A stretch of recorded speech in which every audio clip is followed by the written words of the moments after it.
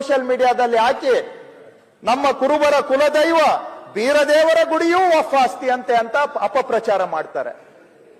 ನಿಜ. ಯಾವಾಗ ಆಯ್ತು ಅಂದ್ರೆ 2020 ಇಸ್ವಿಯಲ್ಲಿ ಬಿಜೆಪಿ ಸರ್ಕಾರ ಇದ್ದಾಗ 2020 ಇಸ್ವಿಯಲ್ಲಿ ಬಿಜೆಪಿ ಸರ್ಕಾರ ಇದ್ದಾಗ ಆ ದೇವಸ್ಥಾನದ ಆಸ್ತಿಯನ್ನ ಇವರು ವಫ್ ಅಂತ ಎಂಟ್ರ್ ಮಾಡಿದ್ರು. ನಮ್ ಸರ್ಕಾರ ಬಂದ್ಮೇಲೆ ವಫ್ ಅನ್ನ ತೆಗೆದು ಹಾಕಿ ಅದು ಬೀರದೇವರ ಗುಡಿ ಸರ್ಕಾರ ಅಂತ ಮಾಡಿದ್ದೇವೆ. ಇಲ್ಲಿ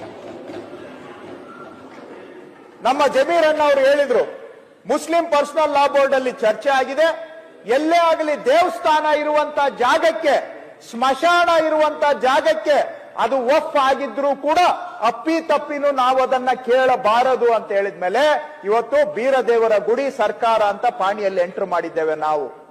ಅಲ್ಲಿ ವಫ್ ಅಂತ ಯಾವಾಗ ಎಂಟರ್ ಆಗಿತ್ತು? ಬಿಜೆಪಿ ಸರ್ಕಾರ ಇದ್ದಾಗ ಎಂಟರ್ ಆಗಿದ್ದು.